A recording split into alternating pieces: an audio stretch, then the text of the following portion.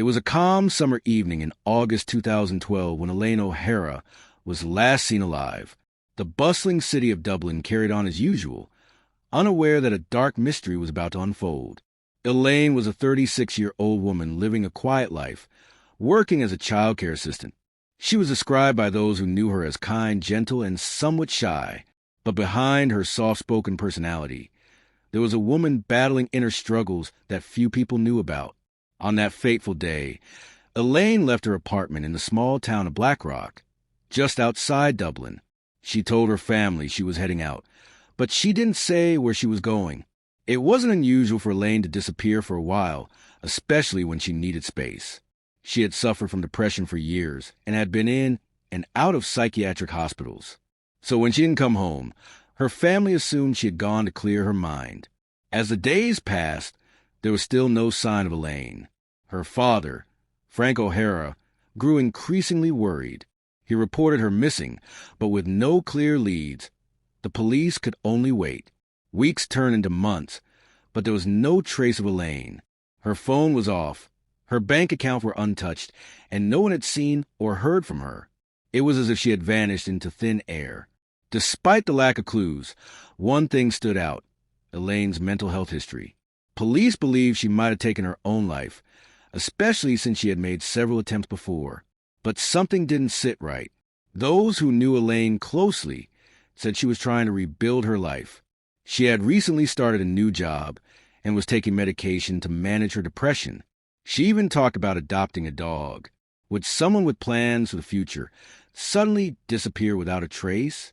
The case seemed to go cold, fading from the public eye. But what no one knew at the time was that Elaine's story was far from over. It would take more than a year for the truth to come to light. And when it did, it would leave the entire country in shock. In September 2013, a set of human bones was discovered by a woman walking her dog in a remote Killikee Mountain area, not far from Dublin. The bones were badly decomposed, making it difficult to identify who they belonged to. But along with the remains, investigators found several personal items: a watch, clothing, and a set of keys. While the police worked to identify the body, something even more bizarre happened. Around the same time, a fisherman made an unexpected discovery in a reservoir not far from the mountain. He pulled out a collection of items from the water: handcuffs, ropes, and a ball gag. There was also a pair of glasses and a woman's handbag. The pieces didn't seem to make sense at first. But when police linked the items to Elaine, the investigation took a chilling turn. It was clear that Elaine's death was no accident. The discovery of bondage items suggested something darker was at play, but the most disturbing clue was yet to come. Among the recovered items was a set of mobile phones that would unlock a secret life Elaine had kept hidden from everyone. Investigators began combing through the messages on the phones. What they found painted a picture of a woman trapped in a dangerous world. Elaine had been communicating with a man whose messages were deeply disturbing. The text revealed a twisted relationship built on control, pain, and fear. The man had convinced Elaine to submit to him completely, making her feel as if she had no choice but to obey his every demand. As police traced the messages, they discovered the man behind them was Graham Dwyer, an architect and father of two with a seemingly perfect life.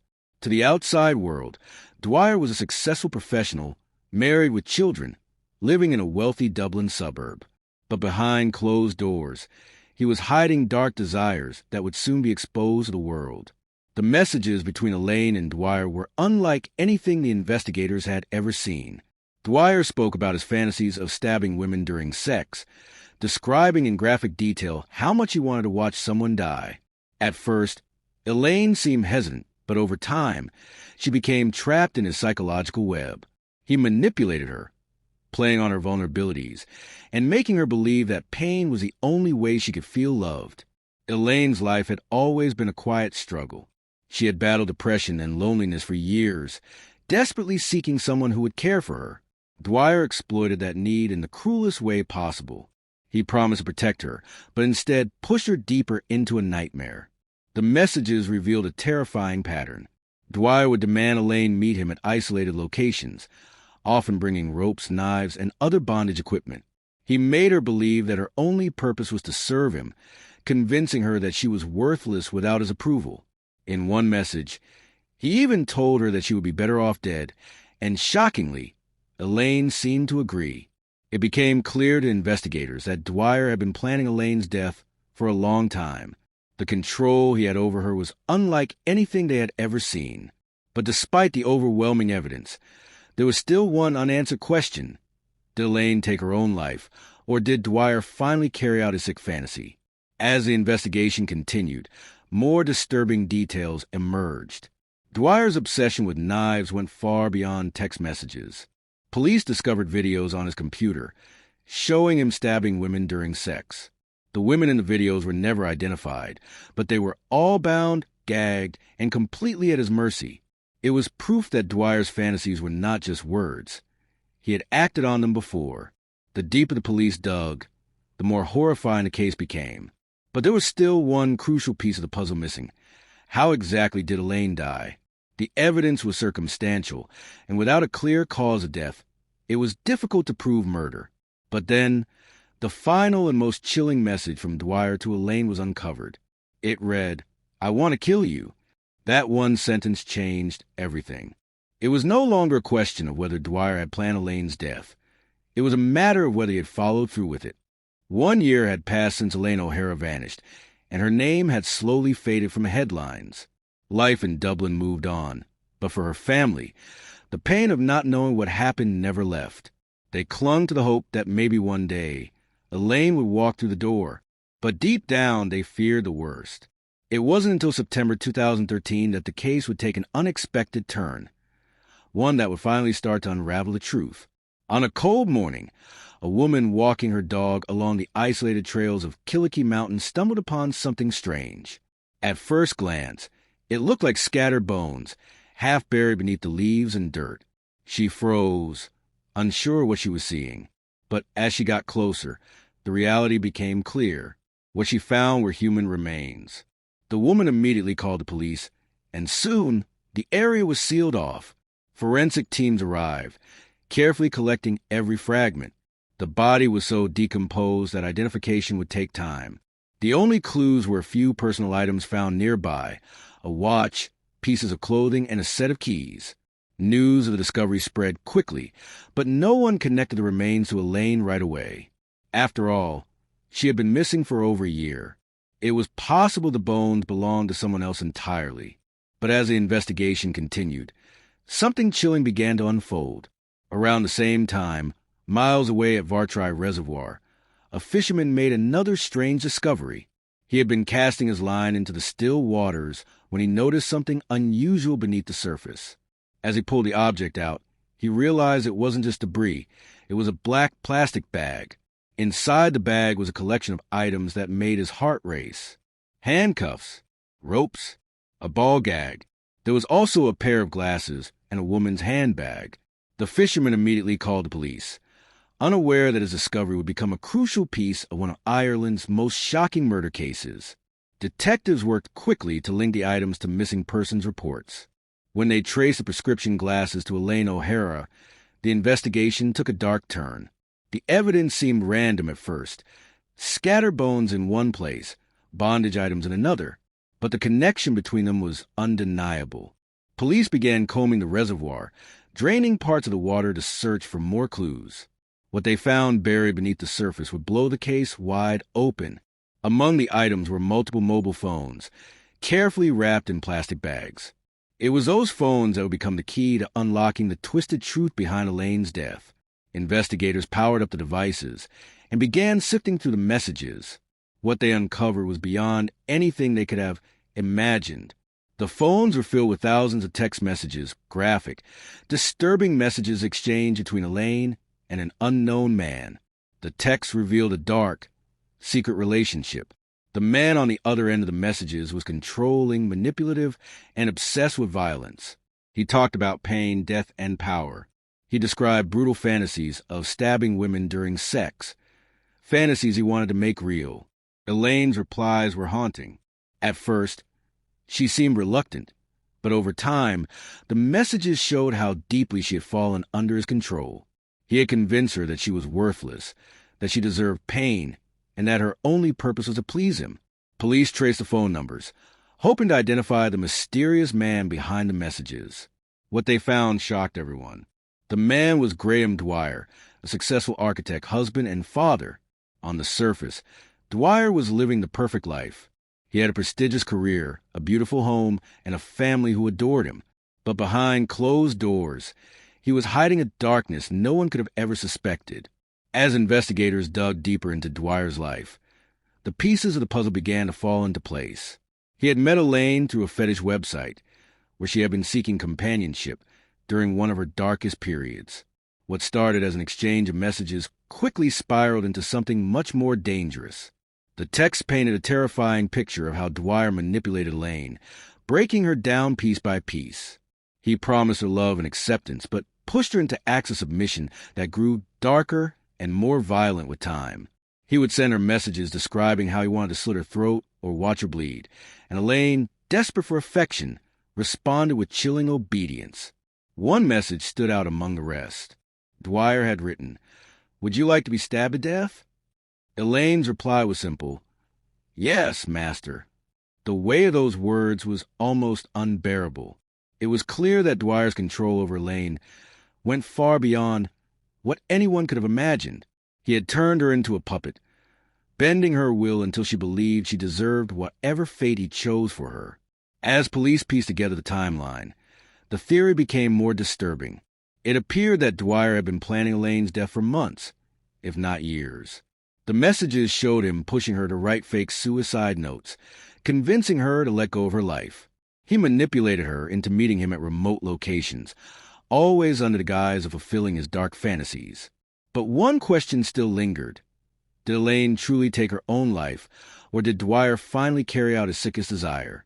The evidence was circumstantial, but the pattern was undeniable. The messages, the bondage items, the secret meetings, it all pointed to something far more sinister than suicide. The key to proving what really happened lay buried in the reservoir. Among the phones, police discovered videos that showed Dwyer acting out his violent fantasies on other women. The women in the videos were bound, gagged, and completely at his mercy. While none of the women appeared to be Elaine, the tapes proved one thing. Graham Dwyer was more than just a man with dark desires. He was a predator who turned his fantasies into reality. What made it even more chilling was how carefully Dwyer had hidden his true nature. By day, he was a devoted father picking up his kids from school. By night, he was exchanging messages about death, blood, and torture. The more police uncovered, the clearer it became that Elaine's death was not a tragic accident. It was a result of a slow, calculated plan by a man who craved power and control. But even with the disturbing messages and videos, there was still one crucial piece missing. Proof that Dwyer had been with Elaine on the night she disappeared. Investigators knew they had to act fast. Dwyer had no idea the police were closing in on him. His perfect life was about to come crashing down, and the truth was darker than anyone could have ever imagined. As the investigation into Elaine O'Hara's death gained momentum, all eyes turned toward Graham Dwyer. The disturbing text messages had revealed a man with twisted desires, but there was still one question lingering. How could a successful architect, a family man, and a respected member of society hide such a dark secret for so long? Detectives began digging into Dwyer's life, peeling back the layers of his carefully constructed image. What they found was a man who lived two entirely different lives. On the surface, Dwyer appeared like any other suburban husband, attending parent-teacher meetings, working in a high-paying job, and spending weekends with his children.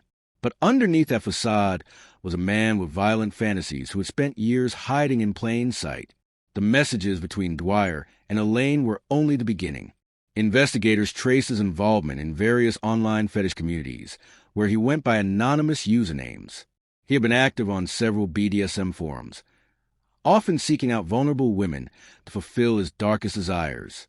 His interests went far beyond consensual role play. Dwyer fantasized about real violence, stabbing, blood, and death. One by one, more women began to come forward. They described how Dwyer would lure them in with charm, only to reveal his disturbing preferences once they were under his spell. He would convince them to meet him in remote locations, always bringing knives and other tools with him. Many of the women admitted they had been too afraid to report him, fearing that no one would believe them, despite the mounting evidence. Proving that Dwyer was responsible for Elaine's death was not going to be easy.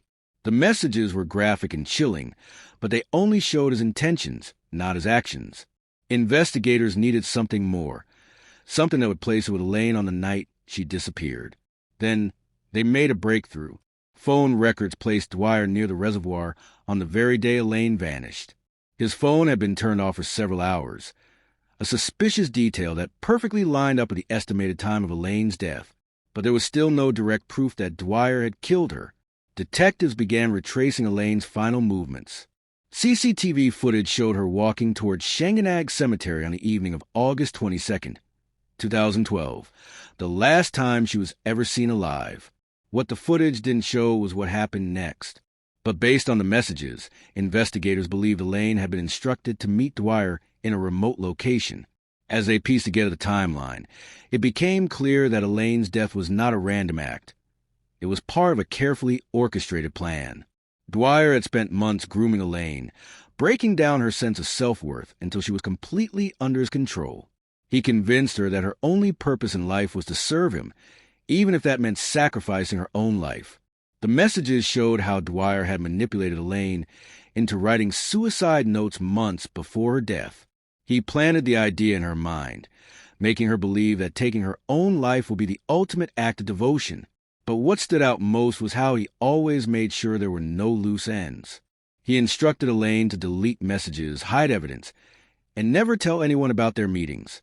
Investigators believe that Dwyer's plan was to make Elaine's death look like a suicide, a tragic ending to a life marked by mental illness. But what he hadn't counted on were the scattered pieces of evidence that would slowly unravel everything. The phones recovered from the reservoir became the most crucial piece of the puzzle. The text revealed not only the psychological grip Dwyer had on Elaine, but also his obsession with killing. In one message, he described how he fantasized about cutting her throat and watching her bleed out. He even talked about carrying out a perfect murder, one where the victim would willingly submit to death. What made the case even more chilling was how methodical Dwyer had been.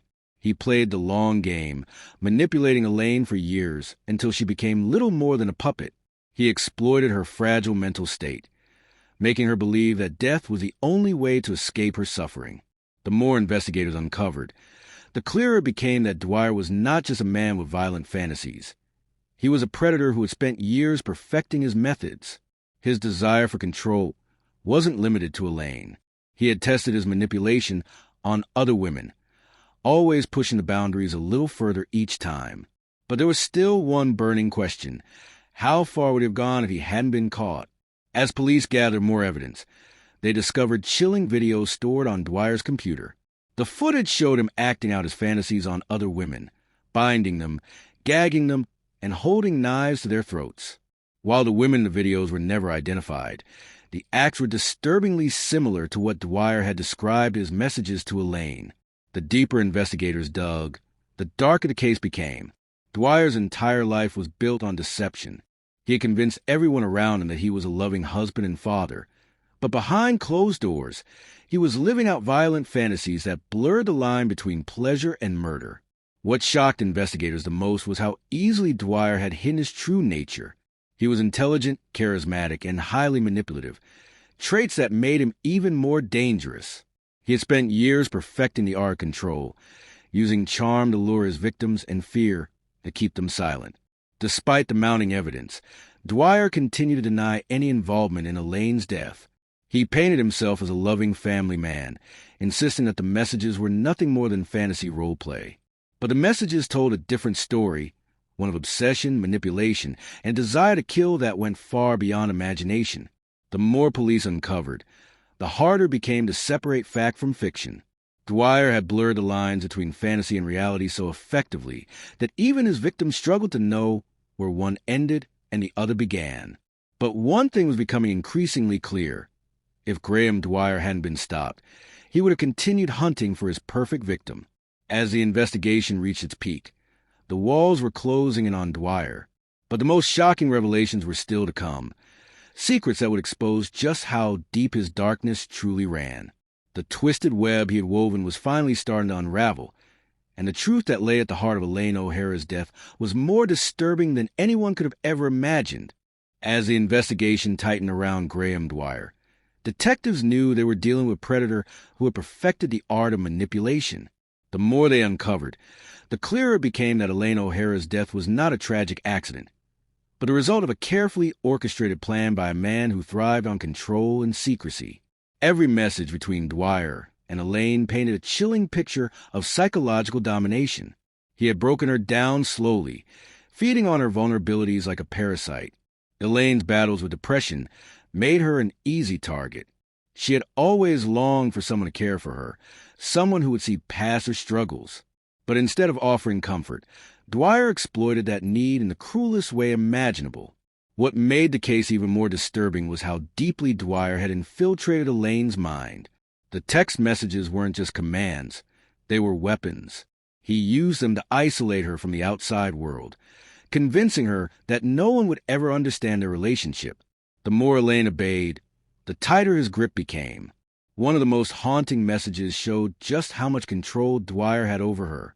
He had instructed Elaine to delete certain texts, ensuring that no trace of their conversations would ever be found.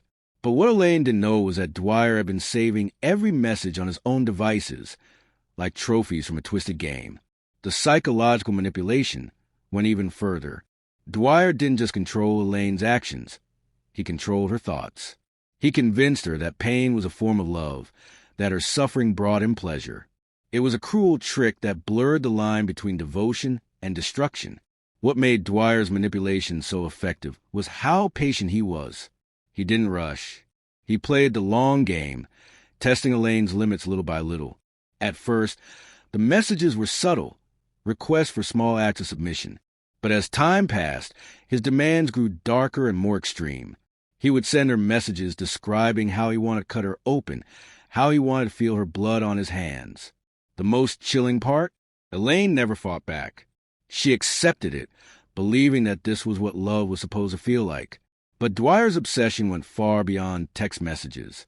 As police combed through his personal belongings, they made another terrifying discovery: dozens of homemade videos stored on his computer. The footage showed Dwyer acting out violent sexual fantasies on women, tying them up, gagging them, and holding knives to their bodies. The women in the videos were never identified, but the acts mirrored the very fantasies Dwyer had described as messages to Elaine. The evidence painted a picture of a man who didn't just fantasize about violence. He lived it. Detectives began building a psychological profile of Dwyer. He wasn't the type of killer driven by rage or impulse. He was methodical, patient, and dangerously intelligent. He got pleasure not from the act of killing itself, but from the power he held over his victims. The longer he could manipulate someone, the more satisfaction he seemed to get. The reservoir where the phones were found became a crucial part of the case. Investigators were certain that Dwyer had disposed of the items there himself, believing they would never be found. But there was one thing he hadn't counted on: how the smallest mistakes can unravel even the most carefully planned crimes. Among the items recovered was a leather leash, one that matched the set Dwyer had purchased online months before Elaine's disappearance. It was a small detail, but in a case like this, small details meant everything. The phones themselves became the smoking gun. Forensic experts traced every message, mapping out the exact locations where they had been sent. Time after time, the data placed Dwyer near Elaine on the days of their meetings, especially on the night she vanished. Despite the overwhelming evidence, Dwyer remained silent. He refused to cooperate with police, hiding behind the carefully crafted image of a devoted family man. He insisted that the messages were nothing more than fantasy role-play, that he had never actually harmed anyone.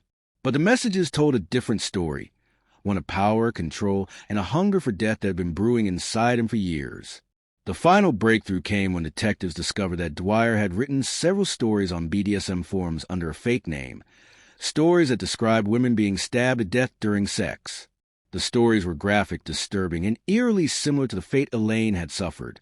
In one story, Dwyer wrote about a man convincing a woman to let him kill her as part of a twisted game, right down to the victim writing suicide notes beforehand. It was as if he had been rehearsing Elaine's death long before it happened. What made the case even more chilling was how easily Dwyer had lived two separate lives.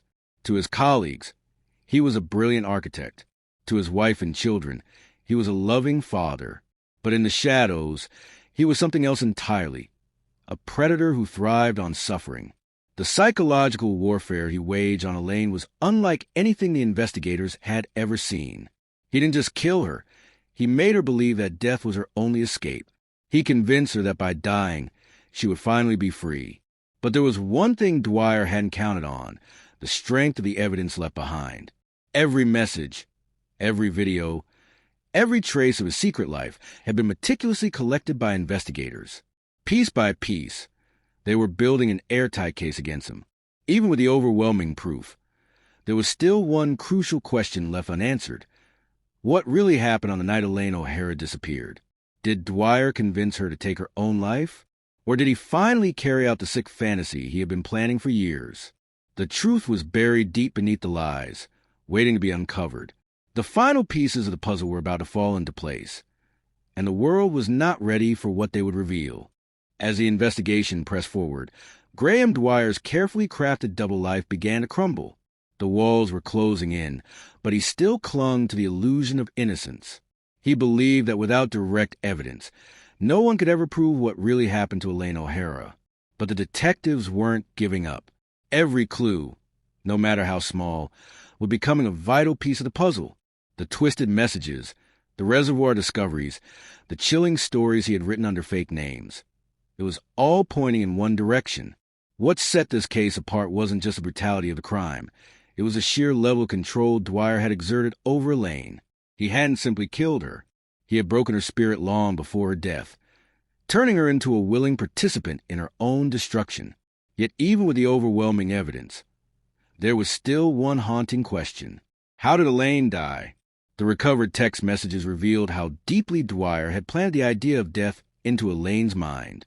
He manipulated her, pushed her, and groomed her to believe that her life had no value. He convinced her that she was nothing more than a vessel for his fantasies. In the months leading up to her disappearance, Dwyer's messages grew more disturbing. He talked about wanting to stab a woman during sex, how the act of killing would give him the ultimate satisfaction. "Do you want to be my first?" he had texted. Elaine's reply was haunting. "Yes, master." Those two words painted a picture of how much power Dwyer held over her. He had reduced her to nothing, a woman so desperate for affection that she was willing to let him take her life if it meant he would love her. But there was something darker hidden beneath the surface. Detectives began to suspect that Dwyer had been playing a much more sinister game.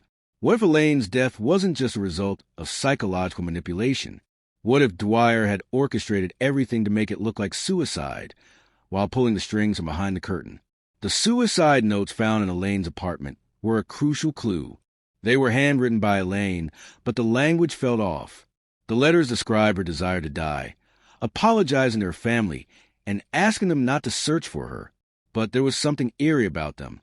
Investigators believed that Dwyer had forced Elaine to write those notes long before her death, just in case he ever needed to cover his tracks. It was a chilling insight into how far his control extended. He hadn't just planned the murder. He had planned how to get away with it. As the evidence mounted, police began piecing together the final hours of Elaine's life. On the night of August 22nd, 2012, she had left her apartment for what would be the last time. The text messages showed that Dwyer had been guiding her every step of the way, telling her where to go, what to wear, and what to bring. Elaine had taken a taxi to Shanganagh Cemetery, just like Dwyer had instructed. From there, she walked toward the nearby woods, a remote area where no one would see what happened next. What happened in those woods remains one of the most haunting mysteries of the case. Did Elaine truly believe she was meeting Dwyer for another BDSM session? Or did she know she was walking to her own death? The messages suggested that Dwyer had been conditioning her for this moment for months, perhaps even years. He had convinced her that her only purpose in life was to please him. If death was what he desired, then death was what she would give him. But the detectives weren't convinced that Elaine had taken her own life. There were too many gaps, too many inconsistencies. If Dwyer had truly intended for Elaine to die by suicide, why had he been so obsessed with knives in his messages? Why had he written stories about stabbing women during sex? Stories that mirrored exactly what he had been texting Elaine. The theory that began to emerge was even darker than anyone had imagined. Investigators believed that Dwyer had manipulated Elaine into meeting him that night under the promise of another fetish session. But this time, the fantasy would go further than ever before. This time, Dwyer wouldn't stop. The location of Elaine's remains only added to the suspicion. Her body had been found scattered across the remote trails of Killikee Mountain, miles away from where she had last been seen. There was no way Elaine could have made it there on her own. Dwyer's messages hinted at the terrifying truth. He had always fantasized about killing a woman, but only if the woman was willing. He wanted the perfect victim, someone who wouldn't fight back, someone who would give him their life willingly. And that's exactly what he found in Elaine. The messages painted the picture of a man who got off on power, on bending others to his will. But deep down, Dwyer knew that what he truly craved could never be fully realized without crossing the line between fantasy and reality. For months, he had been testing Elaine, pushing her further and further, waiting for the moment when she would finally give him permission to do what he had always dreamed of. The police believed that on that final night, Dwyer had orchestrated everything. He lured Elaine into the woods under the guise of fulfilling one final fantasy. But once she was there, alone, vulnerable, and completely under his control, he carried out the murder he had been fantasizing about for years. The final piece of the puzzle came when forensic teams discovered traces of Elaine's blood on a knife recovered from the reservoir. It was the proof investigators had been searching for, the undeniable link between Graham Dwyer and Elaine O'Hara's death. Even as the evidence mounted, Dwyer remained silent. He refused to confess, hiding behind the thin veil of fantasy. He wanted the world to believe that it was all just role play, that Elaine had died by her own hand. But the truth was darker than anyone could have ever imagined. Dwyer hadn't just killed Elaine, he had erased her. He had turned her into a willing participant in her own destruction, manipulating her mind until she believed death was the only way to prove her devotion. It was a level of psychological control, so profound that it left even the most seasoned detective shaken. But what made the case even more chilling was a lingering fear that Elaine wasn't supposed to be Dwyer's final victim. The messages, the videos, the stories, they all suggested that Dwyer had been searching for the perfect victim for years. Elaine was the first woman who gave him exactly what he wanted. But what if she wouldn't have been the last? The evidence had finally caught up to Graham Dwyer, but the darkest truth of all was how close he had come to getting away with everything. If those phones hadn't been discovered, if the messages had been deleted, if the reservoir had never given up its secrets, how many more victims would there have been? Even as the trial loomed, one question remained. Was Graham Dwyer truly done hunting? Or was Elaine O'Hara only the first piece of a much larger, more terrifying plan?